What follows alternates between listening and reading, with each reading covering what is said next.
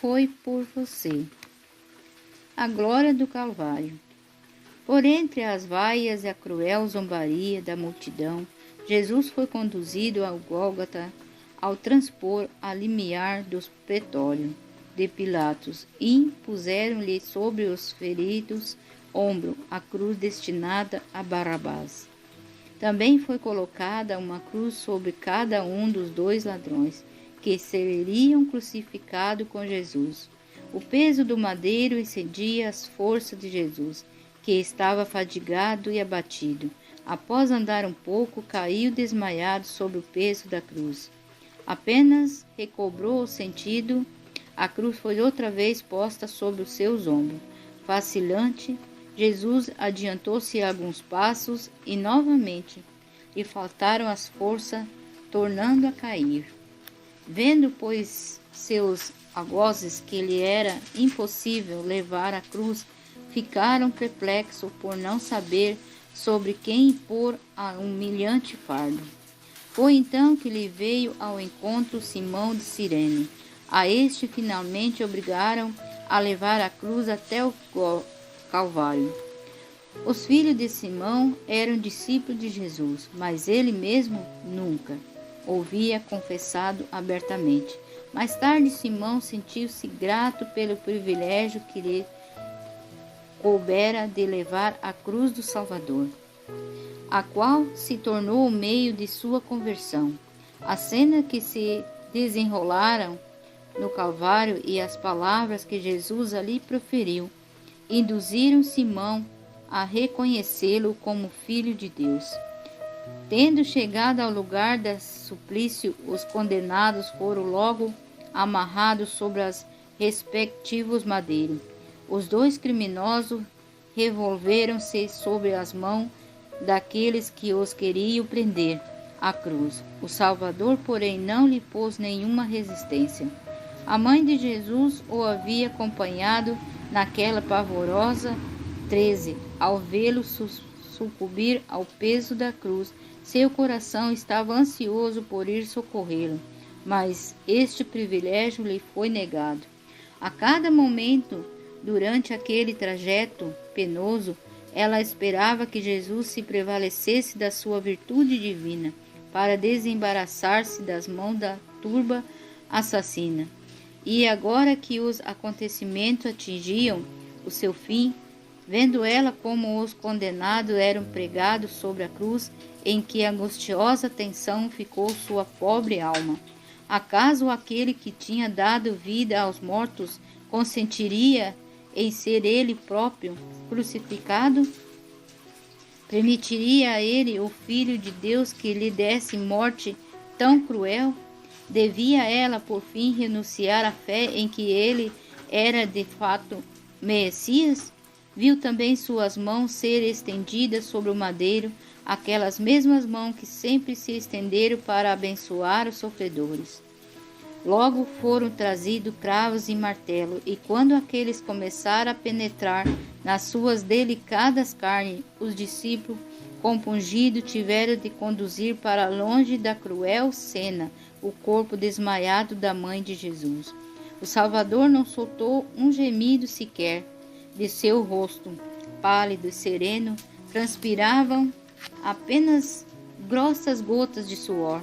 Seus discípulos tinham fugido à vista de tão cruel espetáculo. Enquanto os soldados consumavam a cruel obra, os pensamentos de Jesus, desprezado os próprios sofrimentos, se concentravam na terrível recompensa que aguardava os seus perseguidores. Deplorando-os na sua ignorância, ele orou: Pai, perdoa-lhes porque não sabem o que fazem. Lucas 23, 34. Deste modo, Jesus adquiriu o direito de se fazer o intercessor dos homens perante o Pai. Essa oração de Jesus pelos seus inimigos abrangia o mundo inteiro. Ela incluía cada pecador que insistiu e que havia lhe existir desde o princípio até a consumação do mundo. Toda vez que pecamos, crucificamos de novo a Jesus em nosso favor. Ele ergue as vossas as mãos feridas diante do trono do Pai e diz: perdoa-lhe, porque não sabe o que fazem. Estando Jesus pregado sobre a cruz, esta foi levantada por homens robustos e violentamente, ficando no chão. Isso causou ao Filho de Deus sofrimento indizíveis. Pilatos escreveu então um letreiro em latim, grego e hebraico, o qual afixou na cruz por cima da cabeça de Jesus, de modo que todos pudessem ler: Jesus Nazareno, o Rei dos Judeus. Entretanto, os judeus requereram a Pilatos a modificação do letreiro, dizendo: não escrevas Rei dos Judeus, e sim que ele disse: sou o Rei dos Judeus. João 19, verso 21. Mas Pilato, descontente consigo mesmo por causa da sua fraqueza anterior e já enojado da importunação dos príncipes, respondeu: o que escrevi, escrevi. Os insensíveis soldados dividiram então entre si as vestes de Jesus. A propósito da túnica, porém, que era sem costura, originou-se uma contenda, que foi resolvida ao concordarem os soldados em lançar sorte sobre a mesma. Este incidente tinha sido assim predito pelo Espírito de Deus. Cães me cercam, uma súcia de malfeitores me rodeia, transpassaram-me as mãos e os pés. Posso contar todos os meus ossos. Eles me estão olhando e encarando em mim. Repartem entre si as minhas vestes, e sobre minha túnica deitam sorte. Salmos 22, versos 16 e 18. Terrível espetáculo se desdobrou.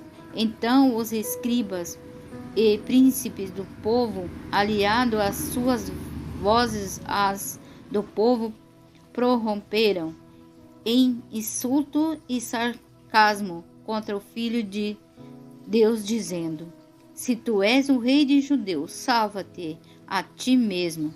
Salvou os outros e a si mesmo não pode salvar-se? É Rei de Israel? Desça da cruz e cremos nele. Confiou em Deus, pois venha, livra-lo agora, se de fato lhe quer bem, porque disse: sou filho de Deus. Mateus 27, versos 42 e 43. Os que iam passando blasfemavam dele, meneando a cabeça e dizendo: ah, tu que destrói o santuário em 3 dias e reedifica, salva-te a ti mesmo, descendo da cruz.